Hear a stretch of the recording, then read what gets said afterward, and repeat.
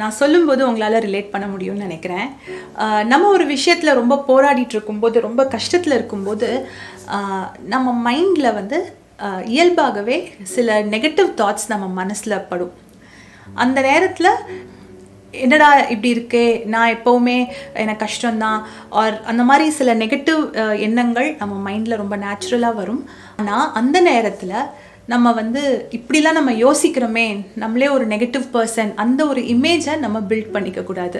அதாவது கஷ்டத்தில் இருக்கும்போது நெகட்டிவ் திங்கிங் வர்றது ரொம்ப ரொம்ப சாதாரண விஷயம். அந்த நேரத்தில் யாராவது வந்து என்ன கஷ்டம் இருந்தாலும் சில பேர் இப்படி சொல்லுவாங்க, எப்போவுமே பாசிட்டிவாக இருக்கணும். ஆனால் நான் சொல்கிறேன், யாராலையும் இது வந்து என்னோட எக்ஸ்பீரியன்ஸை சொல்கிறேன், யாராலையும் எப்போவுமே 100% பாசிட்டிவாக இருக்கவே முடியாது. இதுக்கு ஒரு டேர்ம் கூட இருக்குது, டாக்ஸிக் பாசிட்டிவிட்டின்னு கூட இருக்குது. ஸோ டாக்ஸிக் பாசிட்டிவிட்டினாலே இல்லை ஒரு ஃபேக் பாசிட்டிவிட்டினாலே எவ்வளோ கஷ்டம் வந்தாலும் என்ன நடந்தாலும் 100% பாசிட்டிவான மைண்ட் செட் இருக்கணுன்றதெல்லாம் வந்து சாத்தியம் கிடையாது. சாத்தியம் கிடையாதுன்னா சில நேரங்களில், கஷ்டம் வர நேரங்களில் நம்ம மனசில் சில நெகட்டிவ் எண்ணங்கள் வருதுன்னா அதுக்கு ரொம்ப இம்பார்ட்டன்ஸ் கொடுக்காதீங்க. நம்ம ரொம்ப இம்பார்ட்டன்ஸ் கொடுக்கும்போது தான் அந்த எண்ணங்கள் எல்லாமே அப்படியே டாமினண்ட்டாக இருக்கும், நமக்குள்ளேயே தங்கும். ஸோ அது ஒரு பாசிங் கிளவுட் மாதிரி விட்டுருங்க. கஷ்டம் வரும்போது எல்லாருக்குமே நெகட்டிவ் திங்கிங் வரதான் செய்யும். நான் கஷ்டப்படும் போது யாராவது வந்து எப்போவுமே பாசிட்டிவாக இருக்கணும், என்ன நீ எந்த கஷ்டத்துலனாலும் இப்படிலாம் நீ நெகட்டிவாக திங்க் பண்ணக்கூடாது, எப்போவுமே பாசிட்டிவாக இருக்கணும், எனக்கு அந்த மாதிரி யாராவது சொன்னாங்கன்னா நான் வந்து கொஞ்சம் தூரமாக இருந்துப்பேன். So toxic positivity, fake positivity அவசியமே இல்லை. உங்கள் கஷ்டமான காலத்துலேயோ இல்லை நீங்கள் எதுக்காவது நீங்கள் போராடிட்டு இருக்கீங்க அப்படின்னா உங்கள் மனசில் சில நெகட்டிவ் எண்ணங்கள் வருதுன்னா அதுக்கு ரொம்ப மதிப்பு கொடுக்காதீங்க.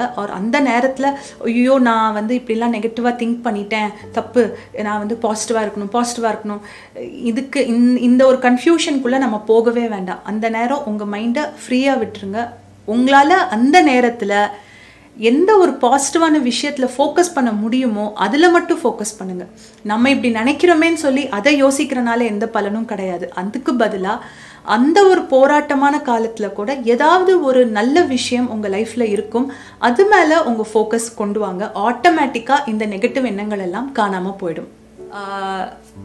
நம்ம ரொம்ப போராட்டத்தில் இருக்கும்போதோ இல்லை நினச்சது எதுவுமே நினச்சபடி நடக்கலையே அப்படின்ற போது நம்ம மனசு வந்து உடனே வேர்ஸ்ட் பாசிபிள் பிக்சர்ன்னு சொல்லுவாங்களே, அந்த மாதிரி ரொம்ப வேர்ஸ்ட் கேஸ் சினாரியோஸ் தான் மைண்டில் நம்ம யோசிப்போம்.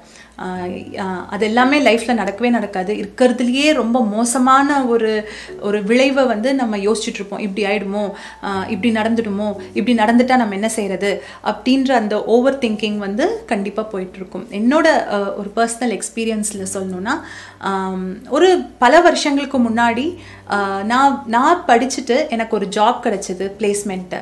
ஸோ நல்லா படித்து ஸ்காலர்ஷிப் வாங்கி ஒரு ஜாப் கிடைக்குது. ஜாபில் சேர்றதுக்கு ஒரு வாரம் முன்னாடி நான் வந்து ஒரு ஆக்சிடெண்ட்டில் ஃபேஸ் பண்ணுறேன். ஒரு ஆக்சிடெண்ட் ஆகுது எனக்கு. ஸோ அதுக்கப்புறம் என்னோடய ஜாயினிங் டேட் படி என்னால் சேர முடியாது. அந்த ஆக்சிடெண்ட் ஆன நாள்லேருந்து கிட்டத்தட்ட ஒரு 8 மாதம் என்னால் எதுவுமே பண்ண முடியல. அப்போ அவங்கக்கிட்டேயும் நான் ரொம்ப கேட்குறேன், எனக்கு ஒரு டைம் கொடுங்க, எனக்கு ஒரு 3 months கொடுங்க, நான் கண்டிப்பாக வந்து எனக்கு இந்த மாதிரி ஆக்சிடெண்ட் ஆயிடுச்சுன்னு.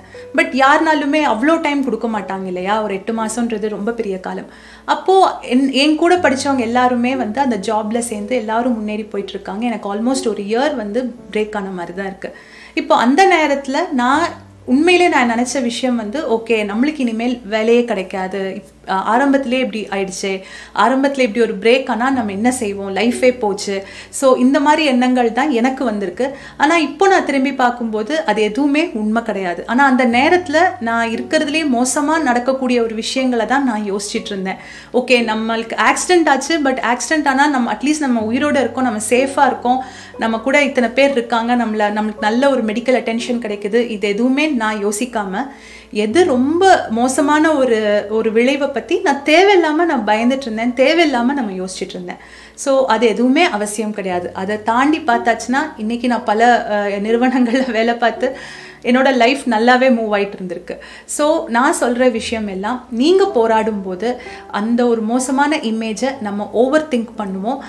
அப்படி நினைக்கும் போது நீங்களே உங்கள் மனசுக்குள்ளே சொல்லிக்கோங்க, ஓகே நான் தான் வந்து ரொம்ப யோசிச்சுட்டு இருக்கேன், தேவையில்லாமல் நான் ரொம்ப யோசிச்சுட்டு இருக்கேன், இன்னைக்கு இந்த நிமிஷம் என்னால் என்ன செய்ய முடியுமோ அதை மட்டும் நம்ம பார்ப்போம். இந்த நிமிஷம் உங்களுக்கு பாசிட்டிவாக இருக்கிற விஷயங்கள், உங்களுக்கு நல்லது, உங்களை சுற்றி இருக்கிற நல்ல விஷயங்களை மட்டுமே நீங்கள் ஃபோக்கஸ் பண்ணுங்கள். நிச்சயமாக அதுலேருந்து சீக்கிரமே வெளியில் வந்துடலாம்.